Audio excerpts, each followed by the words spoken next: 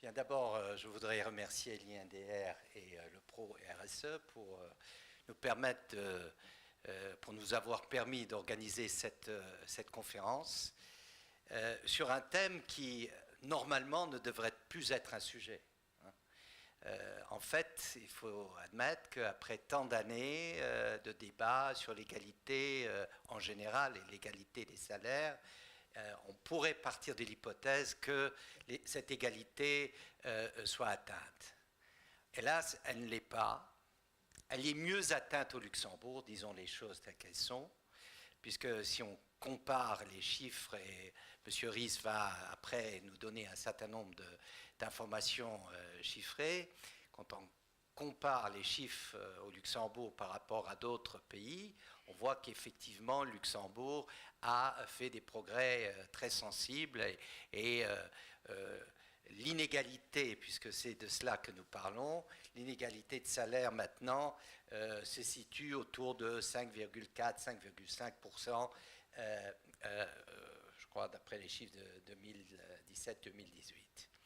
Bon, d'abord c'est trop, il n'y a aucune raison pour qu'il y ait inégalité. Je crois que c'est de cela qu'il faut partir.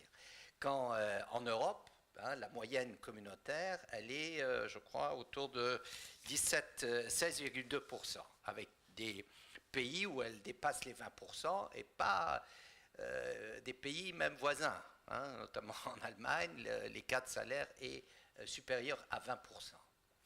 Donc, pourtant, vous avez évoqué l'Union européenne. L'Union européenne avait fait dès le départ de l'égalité des salaires un des grands objectifs.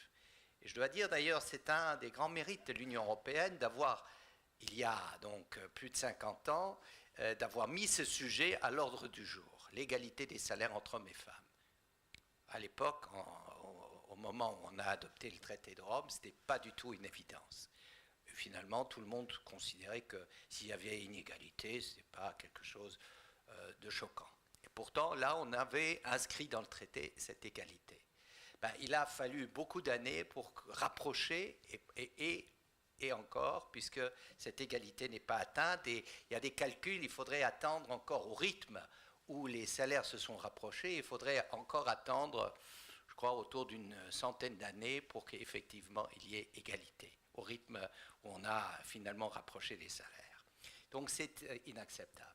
Nous avons, avec ma collègue, la ministre responsable de l'égalité homme-femme et de la non-discrimination, décidé d'adopter en 2016, enfin de faire voter en 2016, décembre 2016, une loi qui renforce d'abord le caractère de sanction pour ceux qui ne respecteraient pas cette égalité, mais qui prévoit aussi un travail de sensibilisation, un travail d'information. Et je crois que cette conférence s'inscrit dans cette démarche de sensibilisation. Alors nous avons tous observé avec intérêt ce qui s'est passé dans un pays, d'ailleurs pas membre de l'Union européenne, à savoir l'Islande, qui a fait de l'égalité homme-femme un grand objectif et où on a fait en quelque sorte un renversement de la preuve. Puisque là, ce n'est pas celui qui est victime d'une inégalité qui doit démontrer qu'elle est victime de cette inégalité, mais c'est aux entreprises de montrer que chez eux, on pratique l'égalité.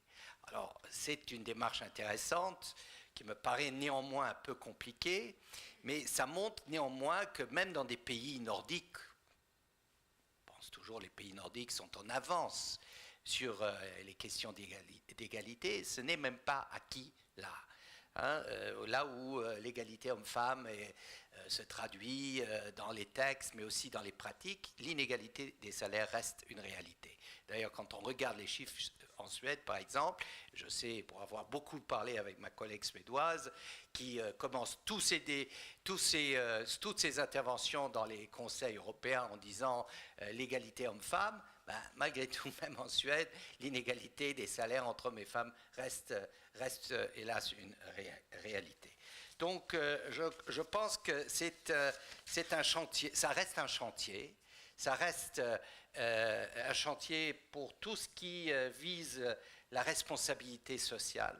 Mais je dirais que c'est un chantier aussi pour toute entreprise qui se veut être une entreprise moderne, une entreprise efficace. Parce que d'un côté, on dit la diversité enrichit, et la diversité homme-femme, bien sûr, est un enrichissement, mais aussi faut-il que cette diversité se traduise par l'égalité, parce qu'il ne s'agit pas uniquement de pratiquer la diversité, il faut encore qu'elle se traduise dans les faits au niveau notamment de l'égalité.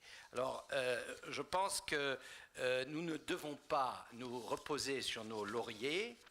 5,4, bon, c'est pas mal en comparaison, mais c'est beaucoup trop. C'est 5,4 de trop.